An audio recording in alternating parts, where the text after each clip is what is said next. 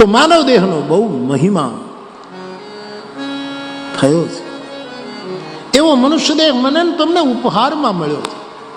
એને કરુણા ફૂટી અને આપણને મનુષ્ય આમ આપણા કર્મનો વિચાર કરીએ તો આમ આપણે મનમાં સમજવાનું, આપણા કર્મનો વિચાર જો આપણે કરીએ તો અંદર પૂછજો, આપણે મનુષ્ય થવાને લાયક છીએ?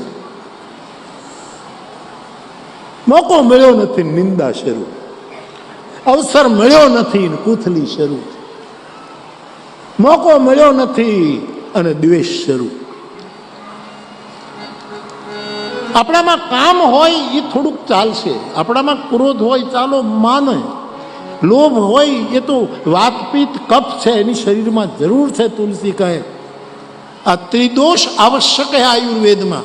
વાતપીત કફ, એમાં કામ વાત છે, લોભ કફ છે અને ક્રોધ પિત્ત છે, એની જરૂર છે સમ્યક રૂપે. પણ હું હંમેશા અમારા શ્રોતાઓને પૂછ્યા કરું કે કામ, ક્રોધ અને લોભ તો આપણે જીવ છીએ તો થોડું થોડું હોય, પણ ઈર્ષા, નિંદા અને દ્વેષ આની કાંઈ જરૂર ખરી? આવતે રવિવારે જવાબ આપજો, હું જાઉં. અને આની મારી દ્રષ્ટિએ કોઈ જરૂર નથી. નિંદા વગર સારી રીતે જીવી શકાય સાહેબ. એકાબીજાનો દ્વેષ વગર સારી રીતે જિંદગી, એકબીજાનો ઈર્ષા વગર સારી રીતે. નિંદા જીભથી થાય, દ્વેષ આંખમાંથી દેખાય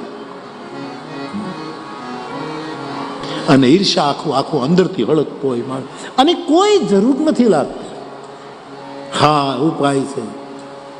જો આપણે સત્ય, પ્રેમ અને કરુણાની પ્રસ્થાનત્રયી સ્વીકારી લઈએ તો ઈર્ષા, દ્વેષ અને નિંદાથી મુક્ત થવાય.